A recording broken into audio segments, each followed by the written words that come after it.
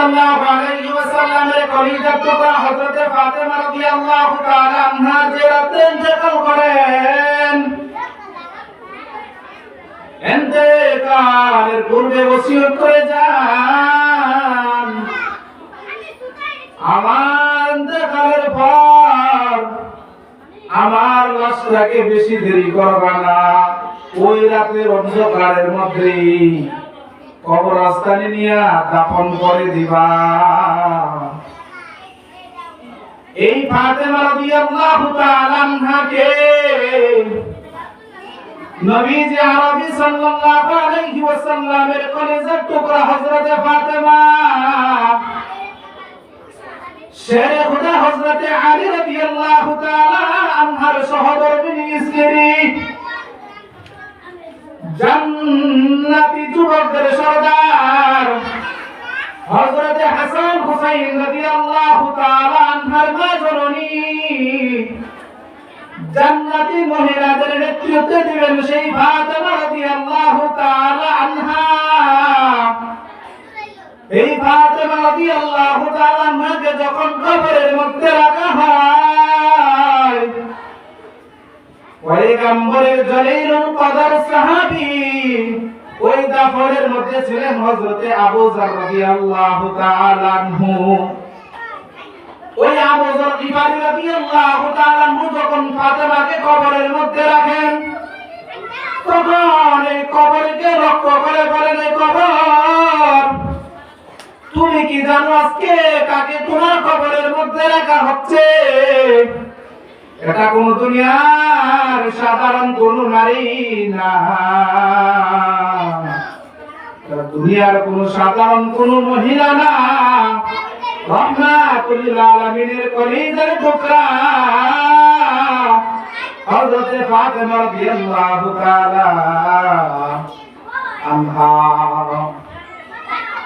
জান্নাতি যুবকদের সরদার হযরত হাসান হুসাইন রাদিয়াল্লাহু তাআলা মা জননী, জান্নাতি মহিলাদের নেতৃত্ব দিবেন, দুনিয়ার সমস্ত নারীদের নেতৃত্ব দিবেন জান্নাতের মধ্যে হযরত ফাতেমা। হে কবর, তুমি তার সাথে ভালো ব্যবহার করবা, ভালো আচরণ করবা। আল্লাহর পক্ষ থেকে কবর আবু যর গিফারিকে লক্ষ্য করে বলে, রে আবু যর, এই কবর কারো বংশ দেখে না, কারো চেহারা দেখে না, কারো ধনাত্মতা দেখে না, এই জামাল পরে পরদানশীল না, পয়গম্বরের কলিজার টুকরা ফাতেমা রাদিয়াল্লাহু তাআলা আনহাকে কি বলেন, এই কবর কারো বংশ দেখে না, কারো চেহারা দেখে না, কারো ধনাত্মতা দেখে না, কোনো কিছু দেখে না। এই কবরের মধ্যে কেউ যদি ঈমান বন্ধে আমল নিয়ে আসতে পারে, এই কবরটা তার জন্য ফুলের বাগান হবে। আর এই কবরের মধ্যে কেউ যদি ঈমান আমল না নিয়ে আসতে পারে, কবর তার জন্য ভয়ঙ্কর রূপ ধারণ করে আসবে। নবীজি সাল্লাল্লাহু আলাইহি ওয়াসাল্লাম ফাতেমাকে লক্ষ্য করে একদিন বলেন, ও আমার কন্যা ফাতেমা, মনের মধ্যে এমন তুমি কল্পনা কোনদিন করবা না, আমি বিশ্ব নবী রাহমাতুল লিল আলামিনের কন্যা, হয়তো আল্লাহ আমাকে মাফ করে দিবেন। নবীজি বলেন, ফাতেমা, তুমি নিজে আমল করো, তুমি তোমার নিজের জন্য কবরের আযাব থেকে মুক্তি চাও। দেখেন, জান্নাতি একজন দুনিয়ার জমিনের মধ্যে থাকা অবস্থায় তাদেরকে জান্নাতের সার্টিফিকেট দেওয়া হয়েছে।